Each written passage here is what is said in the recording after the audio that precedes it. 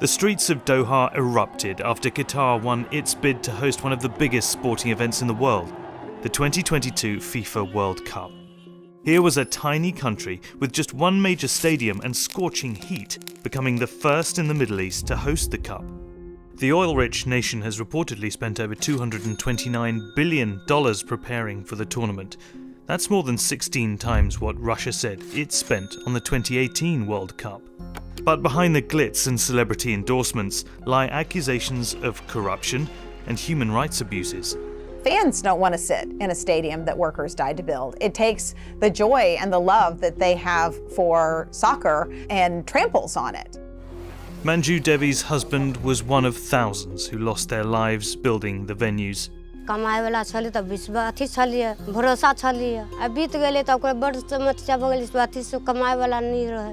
So what's the true cost of having a small desert nation host the World Cup? The winner is Qatar. Today we celebrate, but tomorrow the work begins. Qatar had just 12 years to complete the largest infrastructure project in World Cup history. The Gulf state had to build 8 state-of-the-art stadiums, install new roads and rail lines, and expand its airport, not to mention find accommodation for over 1 million spectators. There's a big question mark over what all this infrastructure is going to be used for, or whether indeed there'll be the demand for it post-World Cup. Organisers have never admitted to the $229 billion price tag, but Qatar's finance minister said $500 million was spent every week for years to meet the deadline. A major expense was the cooling systems that were added to all but one stadium. This roughly tripled construction costs at Al Yanoub Stadium, which was one of the first to be completed. It's not just the fans and players that need cooling, it's the grass too. The country flew in grass seed from the US and grew it in massive nurseries like this. The turf used for the pitches requires special cooling and watering to stay in peak condition. But to make all this happen, Qatar needed a vast labour force. Migrant workers were behind its skyscrapers, resorts and man-made islands, but this was on another scale. Qatar recruited hundreds of thousands of workers, mainly from India, Nepal and Bangladesh, through agencies in their home countries. Just to secure a job, migrants had little choice but to pay recruitment fees of up to $4,000 before they left the country. And once they got to Qatar, they were already in debt and trapped in a system known in the Middle East as kafala. The kafala system can be a form of modern-day slavery, and the features of it amount in some cases to forced labor. It meant workers' visas were sponsored by an employer who had complete control not only over their job, but also their immigration status. So a laborer might have a passport confiscated.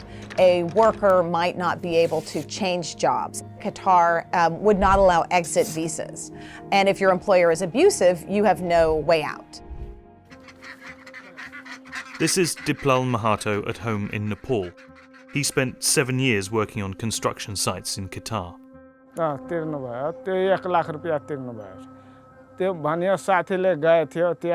त्यो टिकुलिया बजारको साथी थियो त्यो गएछ त्यो भन्यो दिपलाल त्यो त्यहाँ राम्रो स्यालेरी आउँछ महिना स्यालेरी दिन्छ कम्पनी पनि राम्रो छ त्यही भएर त्यहाँ आऊ त्यो राम्रो हुन्छ त्यो In reality, the work turned out to be hard labor. त्यो ग्यास सिलिन्डरलाई त्यो मजबुरी हुन्छ 15-16 हात लामो खालको पाइप हुन्छ यति मोटो त्यही लाइटरले बारेर त्यो ग्यास खोलेर त्यो रोल पोल्छु धूप में त्यो छत के ऊपर माथि. He even worked through the summer months when temperatures could top 110 degrees Fahrenheit. Laxman Kamati shares a similar story. 50 KG 60 KG बोरीमा रमल कसेर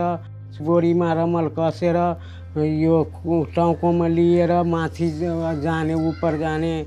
A chronic back injury from his time in Qatar prevents him from working today. तल बैठेपछि उठ्न सक्दैन खडा पनि हुन सक्दैन तर लिएर खटाउने काम करायो पैसा पनि दिएन. Sometimes workers weren't paid for months. Those working on the Khalifa Stadium in 2016 were only making roughly 800 Qatari riyals a month or $220. At the time, Qatar didn't even have a set minimum wage. But it was still more than most could make in their home countries, so they kept coming. Employers provided workers with accommodation that was often cramped, dirty, and unsafe. There were a number of important investigations showing not enough water, too many people living together. Even if you got sick, it wouldn't be clear how quickly you could get to a hospital. Many who travelled to Qatar for work never lived to tell their story. Myril Khatun says her husband Mohammed expected to clean houses in Qatar, but when he got there, his sponsor gave him a construction job instead. Hi sir कहे बोल गर्मी बड़ लगी बड़ धूप ने बेलचा चलबे बोल हमरा मंगा ले तो हम कोई मदिर के वही कहियो घरे भेजा देते. But Mohammed never came home. He was one of hundreds of migrant workers who died by suicide.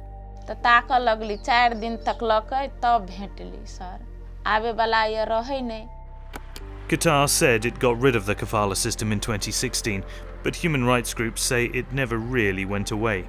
Even since reforms were brought in 2016, 2017, and 2018, we've still documented some of the hallmarks of the kafala system, and this includes passport confiscation, wage cheating, cracking down on workers who try to strike about wage non-payment or poor working conditions. Only in 2017 did Qatar prohibit work during the hottest hours over the summer months. But outside of that window, the heat could still be intense enough to trigger heart-related illness and even death. The Guardian found that there were over 6,500 migrant worker deaths between 2010 and 2020. But Qatari authorities registered 70% of them as natural deaths from sudden and unexplained heart or respiratory failure, leaving many families without answers. Part of the problem is that the government has refused to do autopsies. They haven't wanted to know the cause of death because then it would be chalked up as a death that was preventable. Under pressure from human rights organizations, Qatar shut down more than 300 labor sites in 2019 and set new guidelines around heat stress. A year later, workers were granted the freedom to leave the country without an exit permit and change jobs without their employer's consent. But some families who lost loved ones were left without compensation. If the migrant workers went to Qatar to pay for their children's education or to elevate the family out of poverty, and that migrant worker comes home in a coffin, the consequences could be catastrophic and they could ripple out for decades. In May 2022, human rights groups called on FIFA to create a compensation fund for migrant workers that equals the World Cup prize of $440 million. The World Cup has prompted huge attention on labour practices, not just in Qatar, but in the Gulf more broadly. And I think that is a big positive. In October 2022, FIFA said Qatar had made real, tangible progress in addressing labour rights issues. Organisers made the inevitable decision to push the opening of the World Cup to the cooler month of November back in 2015, although the average temperature can still reach as high as 85 degrees Fahrenheit. The move was very disruptive to football leagues, especially in Europe. But many players are now perhaps more concerned about the reports of violations of migrant workers' rights in Qatar. One of my favorite images is of the German national football team. The players put human rights across their chests. So increasingly athletes are saying, we don't want to play in a stadium that workers died to build.